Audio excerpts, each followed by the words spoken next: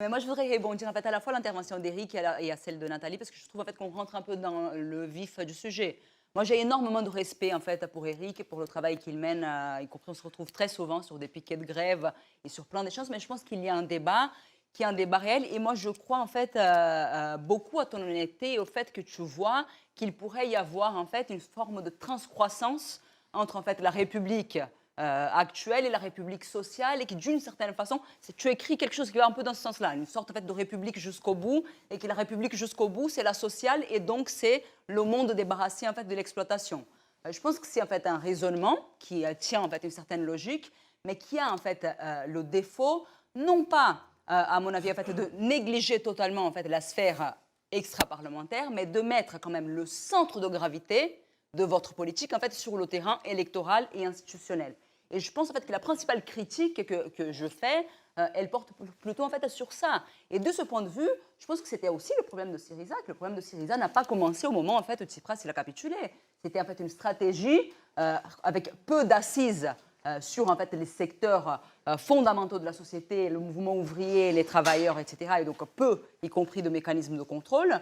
Et en même temps, en fait,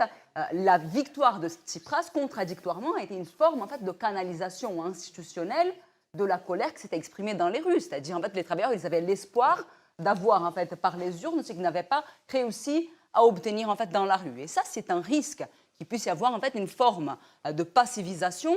du mouvement en disant, de toute façon, maintenant, en fait, on a élu notre candidat et on attend qu'il fasse ce pourquoi, en fait, on l'a élu, etc. Et on voit que les rapports de classe, en fait, sont très compliqués et que, en fait, face à n'importe quel petit virage à gauche, en fait, il va y avoir en face une réaction, une contre-révolution, y compris extrêmement forte. Et donc, toute la question, elle se pose sur le terrain de savoir comment on se prépare pour ça. Et de ce point de vue-là, moi, je ne balayerai pas comme ça, en fait, la question du parti. Je ne pense pas. Je dis que ce n'est pas l'alpha et l'oméga, et ce n'est pas une garantie voilà. absolue. Voilà. On est d'accord là-dessus. Ce n'est pas une garantie absolue, mais ce qu'on est sûr, c'est que le nombre de processus révolutionnaires, parce que je suis d'accord avec Statis, la crise révolutionnaire, elle dépend peu de nous. Et en fait, l'arrivée, la politisation, la rentrée en scène des masses laborieuses d'un pays, c'est un processus relativement spontané. Mais ce qu'on sait, d'après en fait, l'histoire récente, et même plus trop récente que ça, c'est qu'en fait, le nombre de processus révolutionnaires, et je pense notamment en fait, à l'Espagne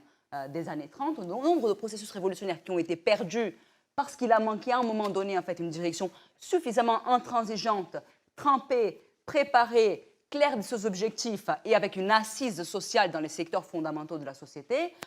il y a un nombre très important et avec des conséquences extrêmement graves. Et de ce point de vue-là, je pense en fait que quelque chose qui dans le passé a pu être considéré en fait, comme ringard à un moment donné, en fait, c'était pas, y compris au moment de la fondation du NPA, l'idée de parti révolutionnaire, de parti communiste révolutionnaire, elle n'était pas très à la mode. Et il y a eu en fait tout un tas de pays où en fait on a construit des partis larges avec des définitions en fait plus floues, etc. C'est un peu le même problème que je vois, y compris en fait, dans l'appel là, qui vient d'être lancé par des camarades qui est signé par Statis en fait, autour de Rejoignons-nous. C'est-à-dire en fait, un certain flou sur les objectifs, à la fois en fait, sur les moyens d'y arriver, sur les objectifs de société pour lesquels on se bat. Mais en même temps, je pense en fait, que force est de constater que vu la radicalité qu'il y a, en fait, qui est en train de s'exprimer, et surtout en fait, l'ampleur de la crise, et là je suis d'accord avec Nathalie, il y a un carnage, les camarades, il va y avoir en fait, un massacre de l'emploi. Il va y avoir des conséquences dramatiques pour notre camp social. C'est en quelque sorte, en fait, soit eux, soit nous.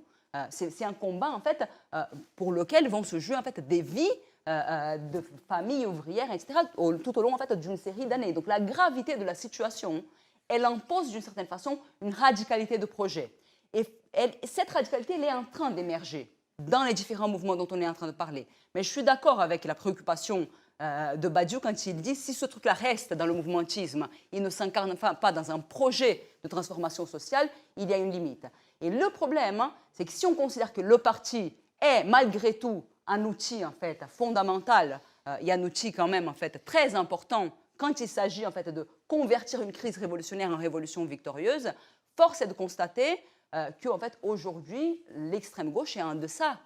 ou la gauche révolutionnaire est en deçà de ce qu'il faudrait. Sophie, elle disait, en fait, Sophie Ouanich, elle disait dans le débat précédent une phrase que j'ai beaucoup appréciée, elle a dit pour l'instant, nous sommes minoritaires et la montre tourne. C'est la même idée qu'il y a une forme en fait, de course de vitesse. Et de ce point de vue-là, je pense qu'un débat sur les questions stratégiques comme on est en train d'avoir là ne pourrait pas en fait bien se terminer si on ne pose pas cette question-là, la question en fait de l'organisation. Parce que nous, en fait, on n'est pas spontanéistes, on pense en fait que le combat qu'on a amené en fait, est un combat compliqué contre des ennemis qui sont très organisés, et ce qui exige en fait une forme d'organisation extrêmement solide de notre camp social et autour d'objectifs clairs. Et contradictoirement, quelque chose qui pourrait apparaître comme ringard en fait, il y a quelques années, ou un peu pas trop à la mode, comme je disais en fait, par rapport au moment de la fondation du UNPA, je pense aujourd'hui qu'il y a un espace pour construire un parti révolutionnaire et communiste qui soit capable en fait, d'attirer non pas en fait, des millions, parce qu'on n'est pas dans une situation révolutionnaire, mais peut-être quelques dizaines de milliers de travailleurs, de jeunes, de militants des quartiers populaires, d'anciens gilets jaunes en fait, qui sont en recherche de radicalité, qui sont en recherche de projets. Donc on ne peut pas se contenter, ni Hello, ni l'UNPA, de ce que nous sommes aujourd'hui. Peut-être qu'il va falloir à un moment donné que et Hello, et l'UNPA, et des militants de l'antiracisme politique, et des Gilets jaunes, et des camarades dans d'autres organisations ou dans d'autres projets, en fait, mais qui sont pour une transformation révolutionnaire de la société et pour abolir le capitalisme, on discute sérieusement, non seulement de ce qu'on fait ensemble dans les luttes, parce qu'on fait des choses ensemble dans les luttes, mais y compris comment on peut, avec toutes les libertés de tendance et les désaccords qu'il peut y avoir entre nous, peut-être en fait envisager la construction d'une grande organisation révolutionnaire qui ne soit pas marginale et qui soit véritablement en fait en mesure de peser sur les événements au moment en fait où cette crise énorme qu'on est en train de vivre va en fait donner lieu à des explosions sociales et à des possibilités révolutionnaires.